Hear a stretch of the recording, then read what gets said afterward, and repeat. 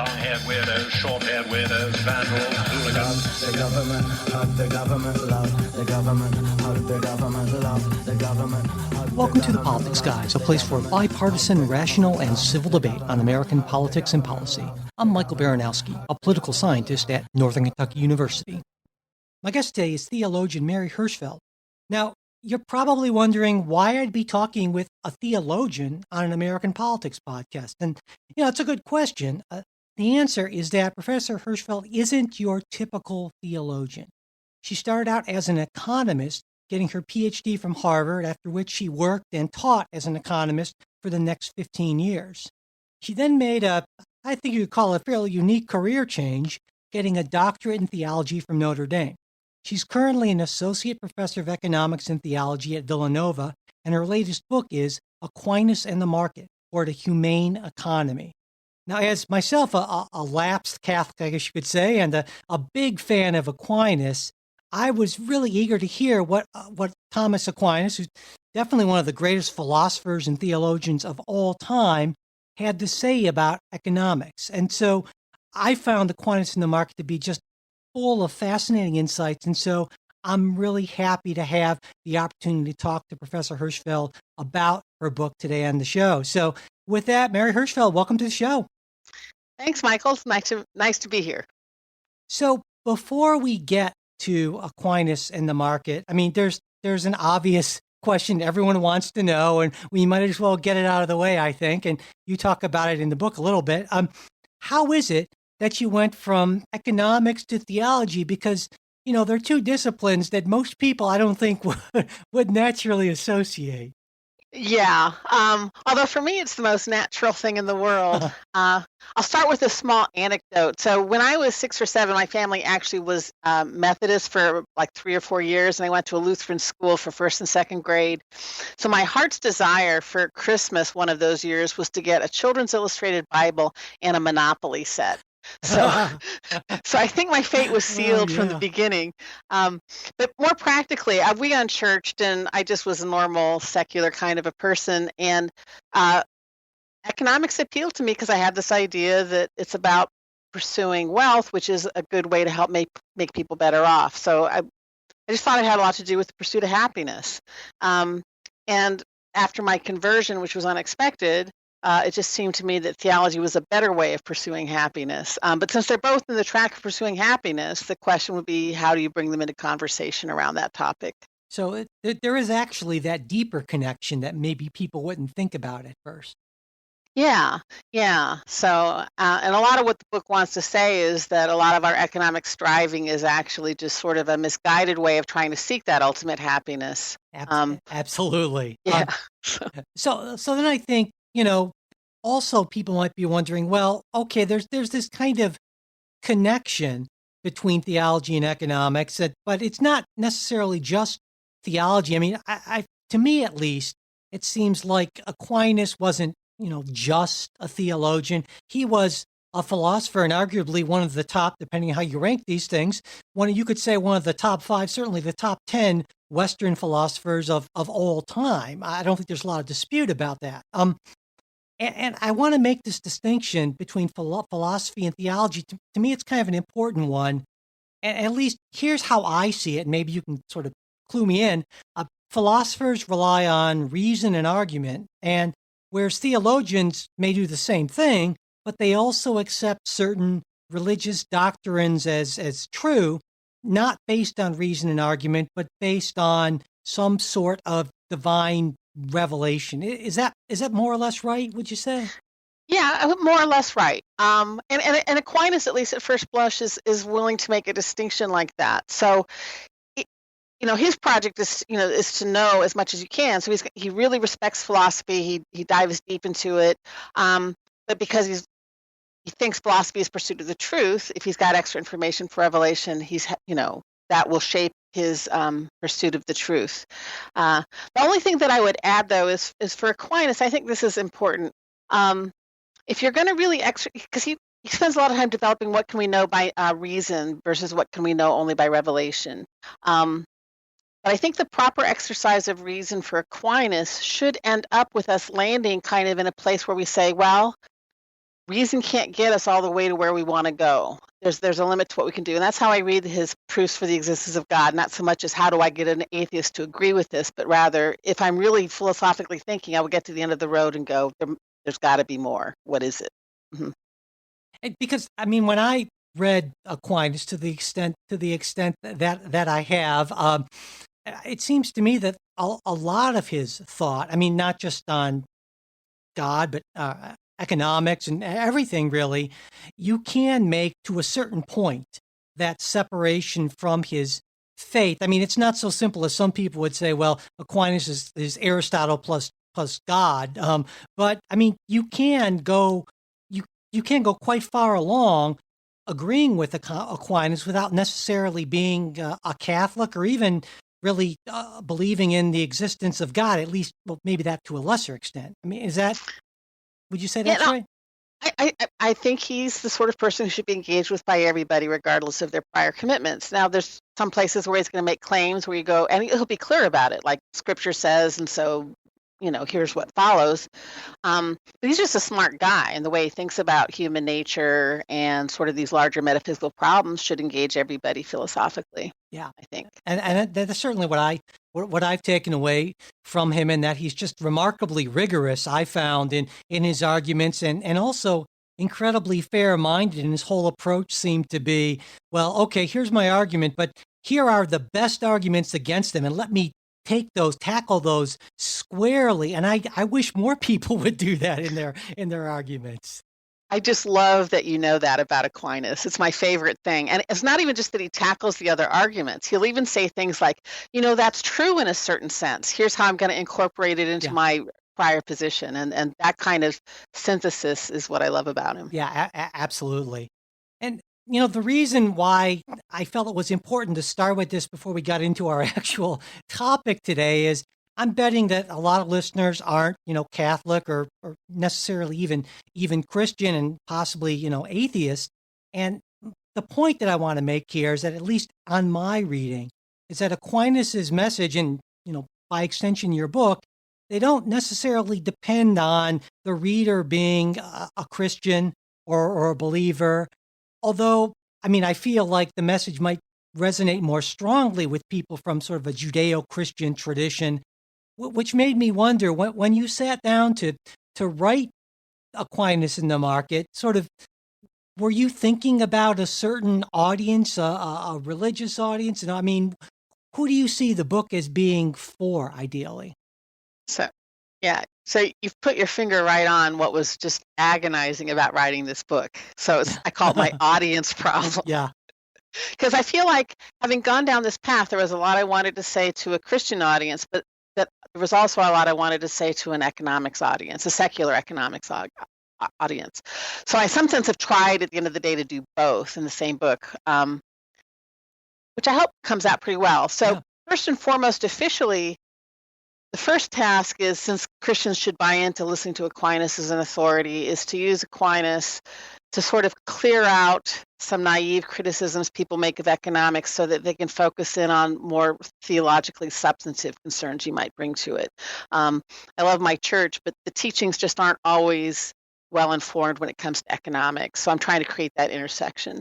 But actually, when I sat down to write every day, in my head, I was talking to economists. I was first trained as an economist.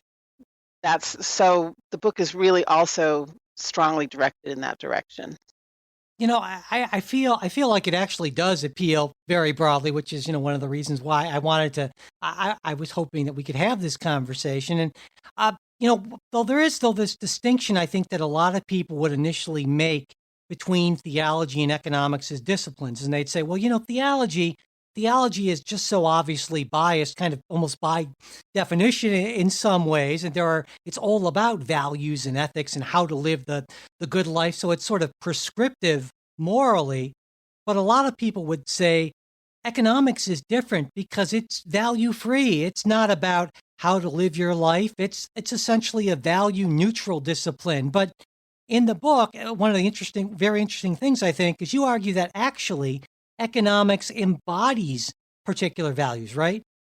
Yeah, no, exactly.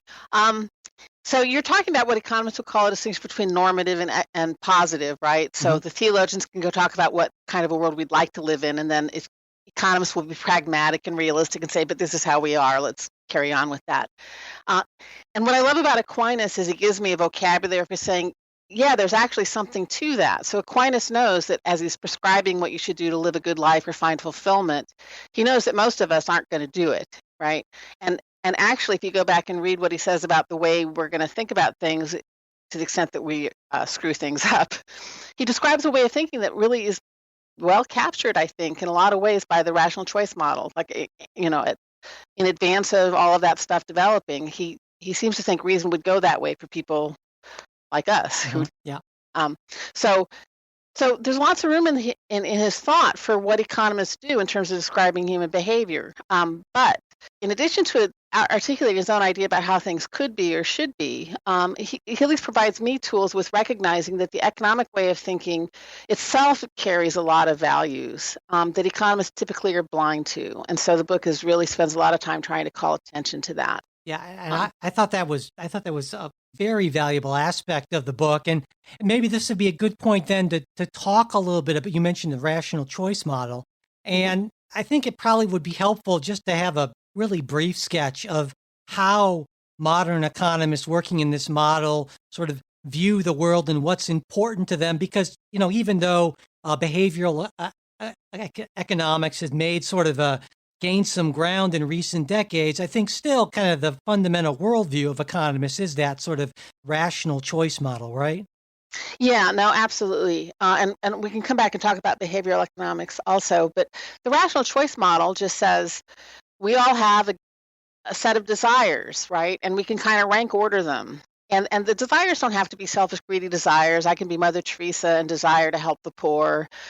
We can have all sorts of noble desires, but we can imagine all these possible bundles of goods that represent our desires, and they're just ranged up. I think of it as a ladder that goes up indefinitely. And then we look at that ladder and then we say, well, I have so much income and I have so much time. How can I deploy my scarce resources best to get the best, most desirable bundle possible within my reach? So that's the rational choice model. And the rational choice model claims that we're able to do this successfully. And really all the behavioral economists are doing is coming and saying, no, actually, we screw that up. So so that's sort of the rational choice model. And so that's sort of, I think from that, you can sort of see clearly the values here, right? Because with that focus that economists put on efficiency, utility, maximization, there's this, it seems to me at least, that this idea that, well, other things being equal, more is better. More of what? Well, that depends on whatever you want more of. We're not going to judge that, but definitely more. And so our whole point is trying to find the most efficient way for you, whether you're an individual, an organization, or a society, to get more of whatever you want. And there's obviously values embedded in that more is better. And also there's this understanding or belief about human nature, right? That human desires are, well, without limit. Yeah, no, exactly. And the way it plays out, since our ladder of desires could be anything, as you say, but we almost always think of it as constrained by time and income. So the more that we immediately want is more time and or more income. So economic progress is great because it just lets us go up higher on this ladder to get whatever it is that we want more of, right? So, so where did I want to go from there? But I think when you talk about getting more of it, I mean, the more of what question is actually a pretty fundamental question, it seems to me. And if you don't have an answer to that question, you run into some problems. And this to me, when people say, well, what could Aquinas have to say about the 21st century? I mean, he was a guy writing in medieval times, even if they're late medieval times still, and clearly he lived well before capitalism, well before the Industrial Revolution. But I think it seemed to me from my reading of Aquinas in your book is that a big part of what he's all about is, well, how do we order our desires? Because if we're just kind of going off without any sort of a telos, a goal in mind, we're going to be a disaster essentially. Yeah, no, exactly. Or what we're going to find is that if I haven't thought about what's on my ladder and I just want to kind of go from one rung to the next, and I haven't ever step back and think about what the shape of my life should look like, what are the ultimate goods that really are value. I haven't done the human project of reflecting on what's important to want.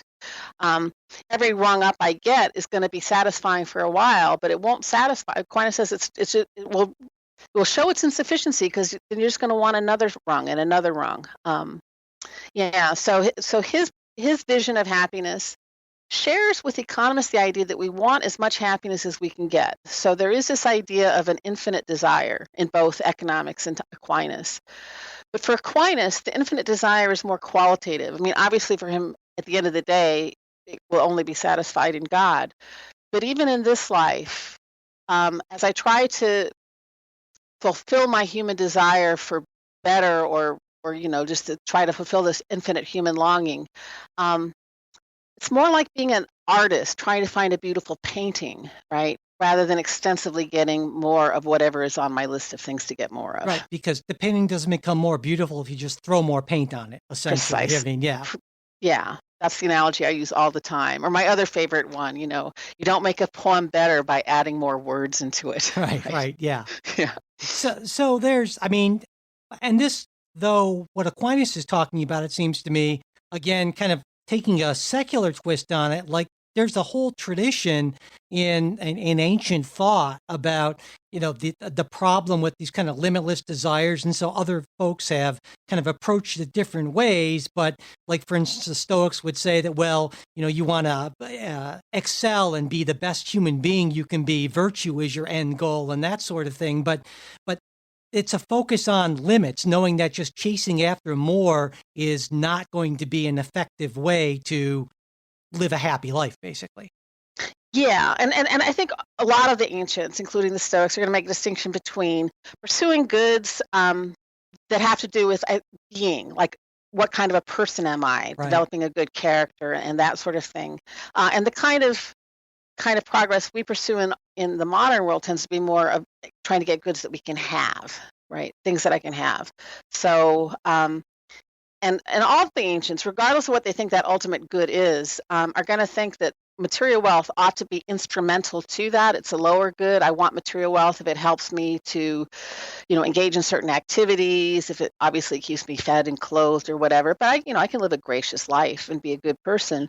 But because it's an instrumental, I only need so much of it. And if I shift to the idea that I could always want more of it, then I'm going to end up devoting my energy towards getting this instrumental good. And I might never get around to the goods that it's actually meant to serve, that are desirable in themselves.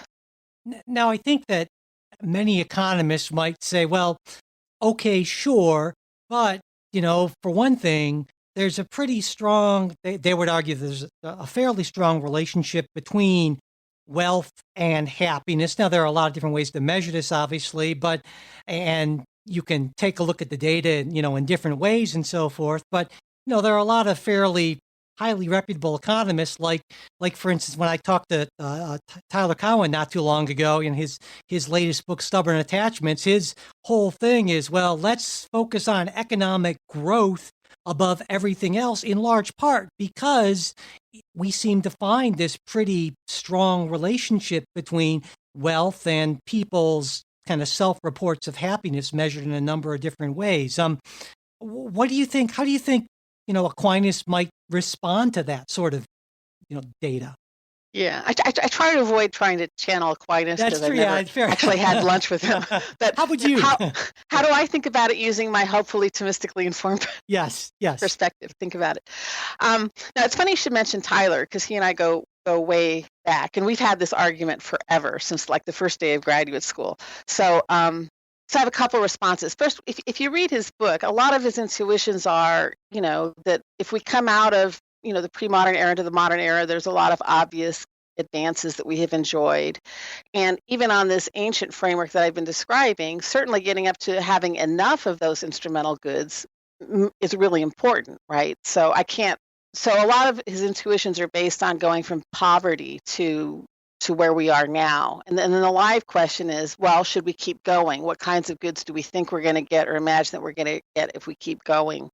And the data on this is controversial. I mean, there's no doubt if you come out of deep poverty into something more like a reasonable standard of living, there's a big gain in happiness, self-reported happiness. But going forward from that, you might be able to find a correlation. You might not.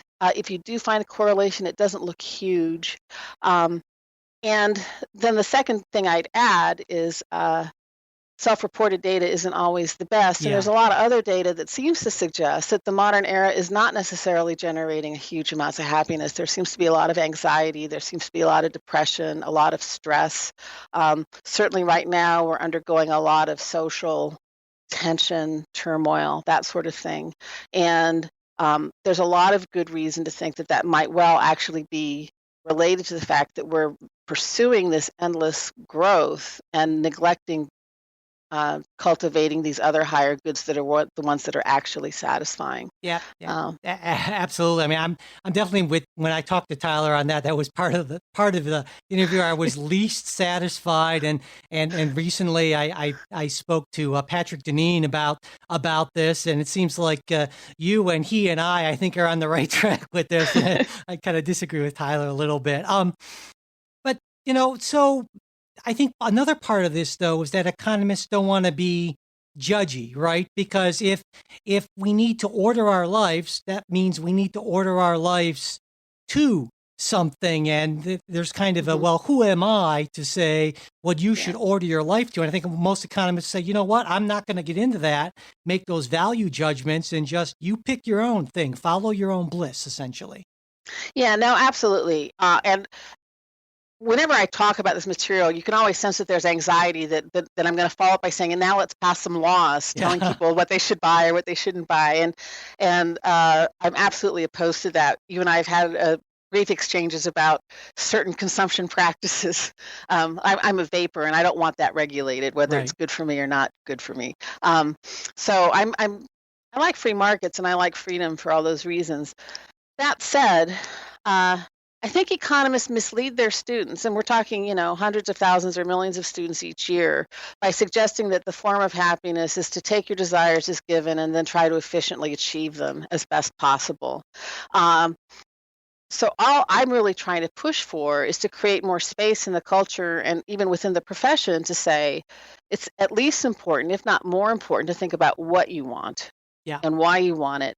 And also, I think, to think about the form of it. So if you think about happiness as a project of climbing that endless ladder, if you think about it, you're always going to be infinitely far away from that infinite good you're pursuing.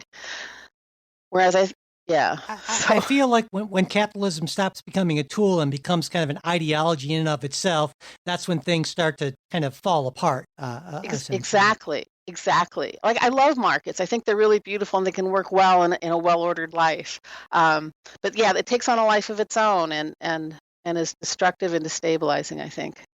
Now, you talk in the book, you talk about justice, and that's obviously one of those from way back, one of those key ancient, virtues. And it seems important to Aquinas. And in the book, if I read it correctly, you argue that he would see our current economic system as, well, somewhat unjust in a number of really important ways. I was hoping you could maybe talk about some of those ways.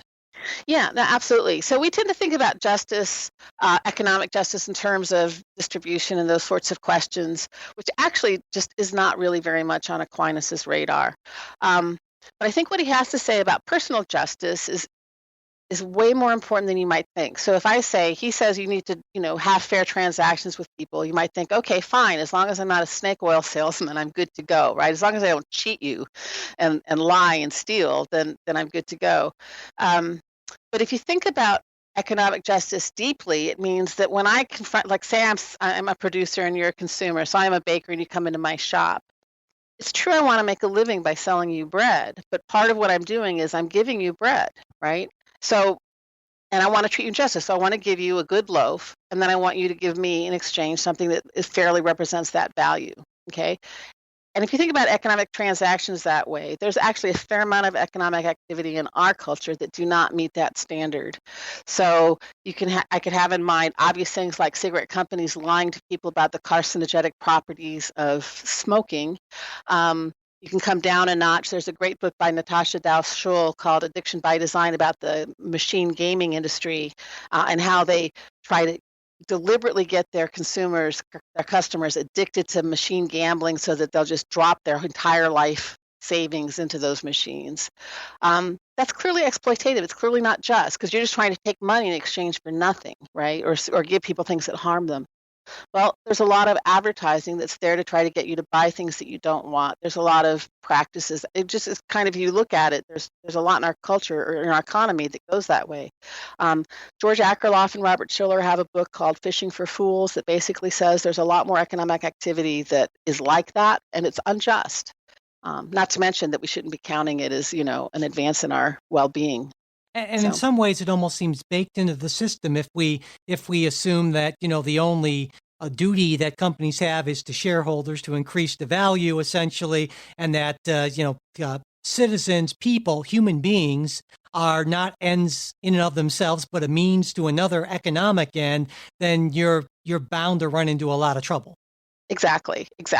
Now, the hope from economists has ever been that the market forces will constrain me to treat you reasonably well. So if you come into my bakery shop and I give you, really bad bread then you won't come back. But I think they overestimate how much market forces can constrain some of these bad behaviors.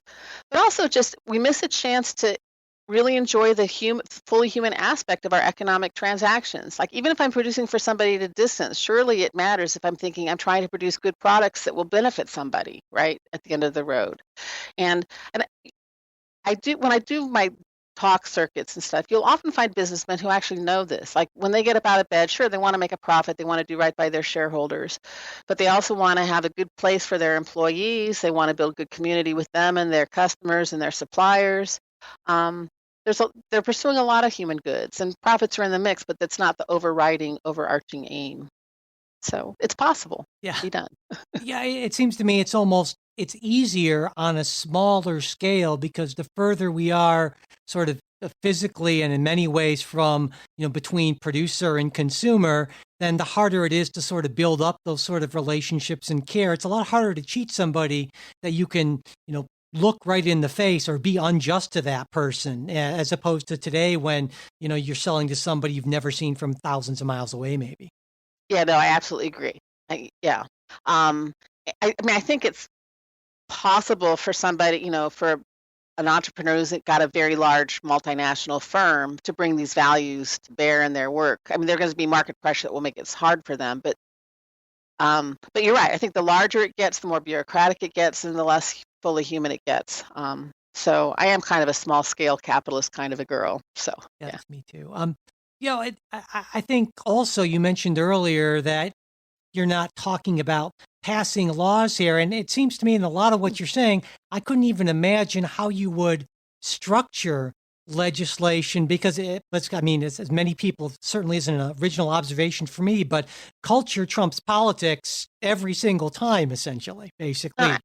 No, absolutely. And, one of the best insights you're going to get from economists is if you leave people's general desires intact and then just pass laws, you're going to get a lot of unintended consequences, and many of them will be bad, right? And I do wish people on the left would hear that more clearly. Yeah, definitely. But also, I'm now 58 years old. I've been on the planet long enough to know that culture can move and it actually does change things. So to go back to the smoking example, yes, we had regulations that helped curb the smoking practice in the population, but there was also a cultural change in attitudes towards it. Yeah. And going back the other way, when I was in college in the 1970s and early 1980s, most people wanted to be doctors or lawyers or engineers, and now they want to be financiers. Yeah. There's been a shift in the culture, and I think these things happen, but people are oftentimes, especially today, too impatient to wait for the culture to catch up, and they want to just sort of try to force it through legislative means.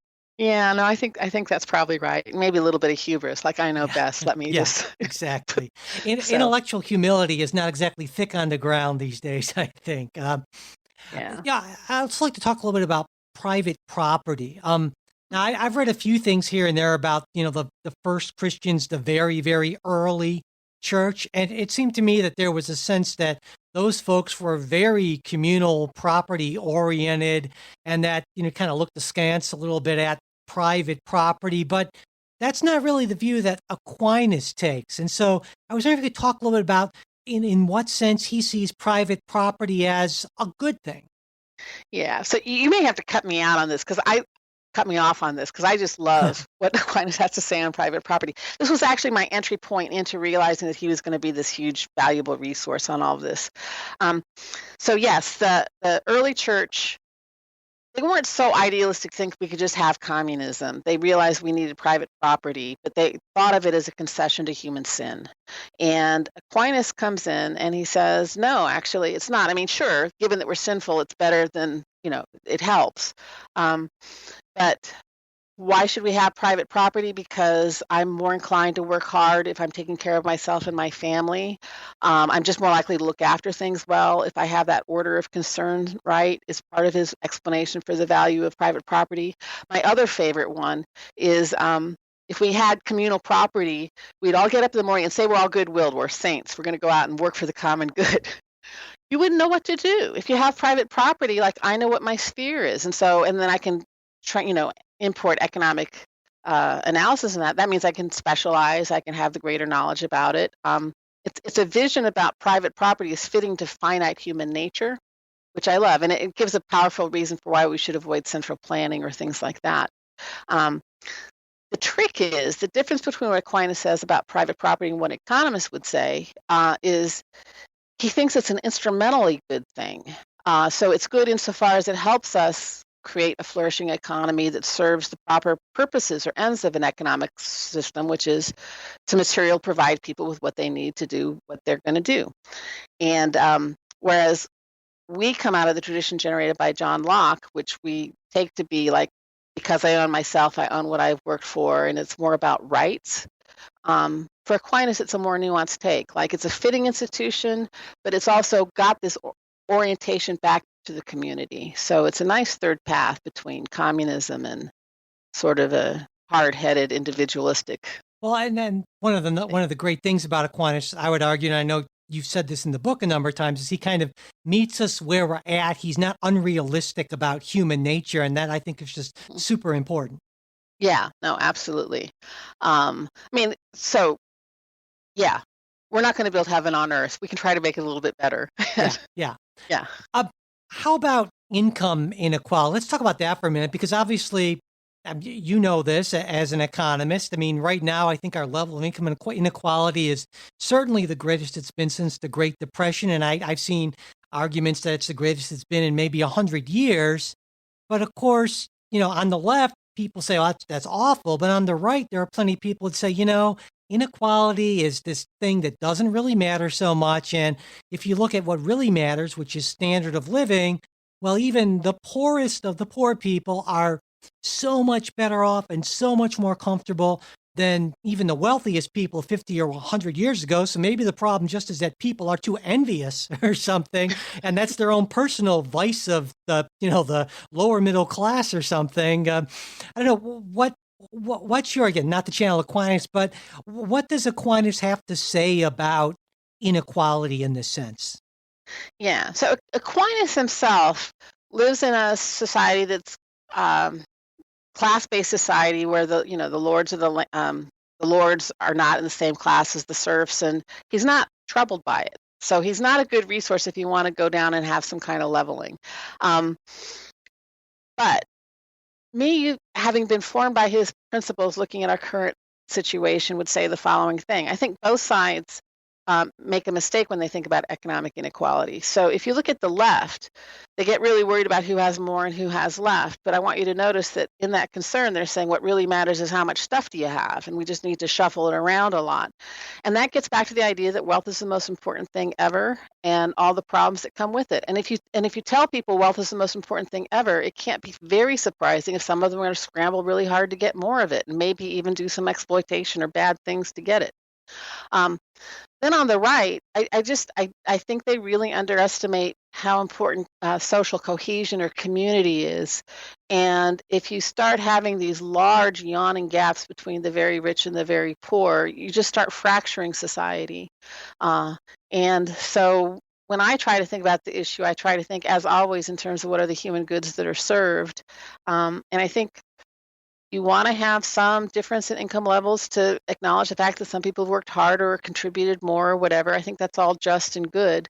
But you also want to remember that every member of the community is valuable and is contributing something, and finding social and economic ways of respecting that. So the gardener at the university may well deserve less than I do because I spent a million years in school and he just walked right in. So nonetheless, I should know his name and I should recognize that he's, doing valuable things. And it seems to me that what's going terribly wrong in our culture is we're not just moving far away economically from the lower classes, we're disrespecting them. We're not seeing them as valuable people.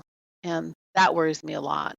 Well, it seems to me that a lot of this, I would think that large majorities of people would agree with a lot of these things. The idea that we're too materialistic, at least maybe more on the left than on the right, I don't know, but that our lives are kind of fractured and disordered, and that there are some major problems with justice and maybe lack of humanity and community. But, to a lot of people, it seems to me that this is kind of baked into the system, and that this is capitalism, because capitalism is all about, you put individuals, pit them against each other, they compete for scarce resources, and as long as that's the case, you're never going to have a humane economy. And you end your book with a chapter called Toward a Humane Economy, and I'm wondering, do you think it's possible to have a truly humane economy as long as we kind of have these bedrock commitments to capitalism? And some would even say, like Patrick Deneen, that liberalism itself is the heart of the problem. Yeah. So I try to create a third path through these sorts of things. Like I've been saying, I think markets are actually a humane and valuable institution. So I want to distinguish between markets and those kinds of liberal institutions from the cultural baggage that comes along with this sort of ruthless profit maximizing capitalism. And because again, I tend to think as long as humans just sort of think that more is better, you can put them in any system you want. They're going to be kind of crappy. You're going to get kind of crappy results. Yeah. So that's why I just relentlessly focus on, a good life is where wealth is ordered to higher ends. If you could reflect on, and we're never going to get perfect. We're not going to be a society of saints. But I think you can live in a society where people have at least somewhat more of a sense about how to balance out these goods, and then you will have a more stable and more humane economy and society. So that's myself. Yeah. Which would mean a society then where kind of, and this is going to sound anachronistic, and maybe that's part of the problem, where the cultivation of virtue is something that's taken seriously and seen as very worthwhile, and not as like part of some sort of, liberal arts thing that's not worthwhile because it doesn't increase your earning potential. Exactly. And absolutely. And that's my whole soapbox that I won't go off on, but yeah, that's a big issue, I think. So no, we share that soapbox. Yeah. So and I'll just add this. I mean, I think capitalism has worked as well as it has because it had a lot of cultural capital to draw on. Yes. From the earlier centuries where people had spent a lot of time cultivating these things. But the more we focused on just efficiency, engineering, all the sorts of stuff, and trying to marginalize the old liberal arts, we're losing that capital. And so I think we should not be surprised if it gets more unstable, more unjust, more harsh. Absolutely. Well, on that sort of depressing note of agreement, I guess we'll end. I've really enjoyed talking with you, Mary Hirschfeld. Thank you so much for taking the time. I appreciate it. Thanks so much. I've really enjoyed our conversation. That's it for this episode. Thanks for listening. We hope you liked what you heard. Listener support is what keeps the show going, and we truly appreciate it. When you become a monthly sustaining supporter of the show on Patreon, you get not only our gratitude, but a supporters exclusive bonus episode each week, deep dive policy shows, and more. To learn more, go to patreon.com/politicsguys or visit the support page on our website, politicsguys.com/support. Subscribing to the show also really helps out, as does sharing episodes, which is easy to do right there in your podcast app. Word of mouth is absolutely the best advertising, and we greatly appreciate it. Also, leaving reviews and ratings on iTunes or whatever podcast app you're using, that helps out a lot as well. If you've got a question, comment, correction, or just something random you want to share with us, you can reach us at mail@politicsguys.com. Our Facebook page, where you can message us and where we post throughout the week, is facebook.com/politicsguys page. We're also on Twitter @politicsguys. The executive producers of the Politics Guys are Michael Baranowski, Jay Carson, Trey Orndorff, Will Miller, and Bruce Johnson. Today's show was produced by Michael Baranowski. We'll be back with a new show on Saturday. We hope you'll join us.